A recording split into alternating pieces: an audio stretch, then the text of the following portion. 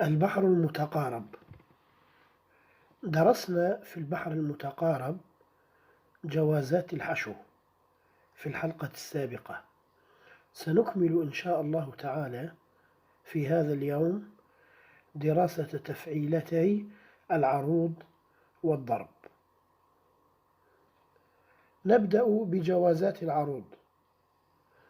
فعول في العروض تأتي فعول أي مقبوضة، والقبض كما مر معنا من قبل هو حذف الخامس الساكن.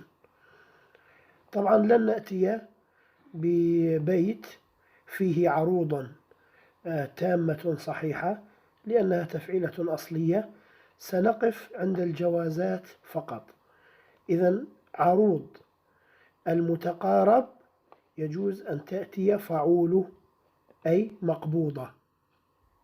ومثال ذلك قول الشاعر علي محمود طه: أنتركهم يغصبون العروبة مجد الأبوة والسؤددا.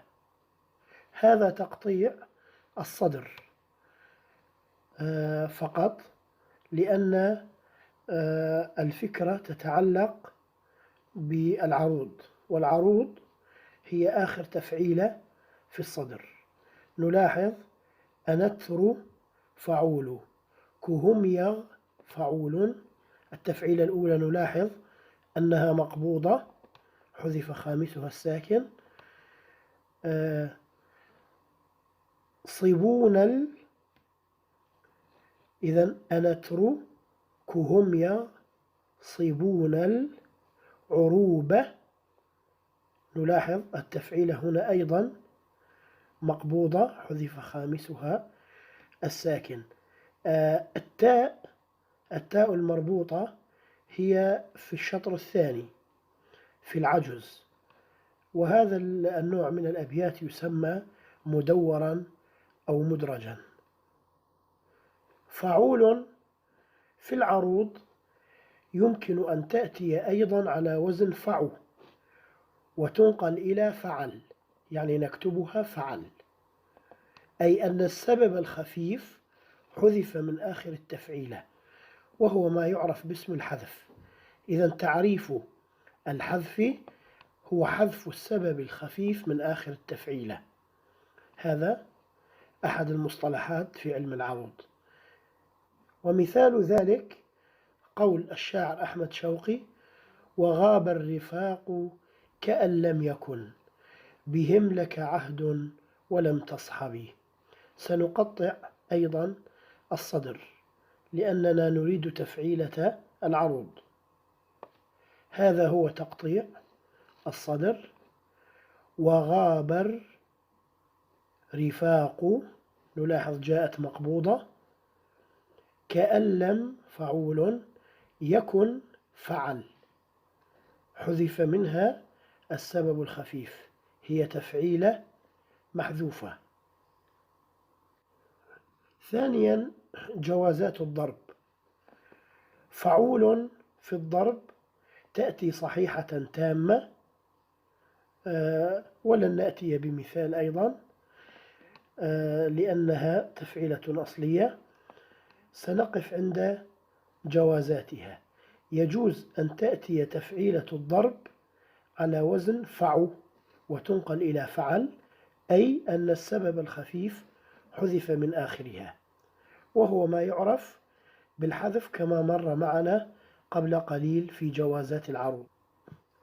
مثاله قول الشاعر عمر أبي ريشة: قفي قدمي إن هذا المكان يغيب به المرء عن حسه. سنقطع العجز لأننا نريد تفعيلة الضرب.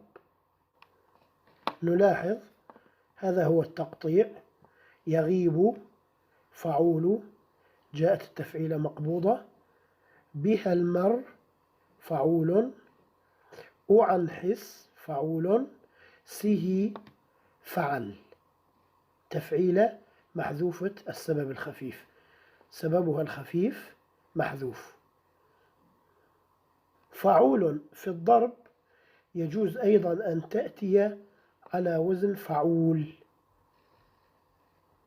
فعول عندما حذف آخر التفعيلة النون لتصبح فعول، وهو ما يعرف بالقبض. الخطوة الثانية تسكين اللام لتصبح فعول، وهذا ما يسمى بالقصر.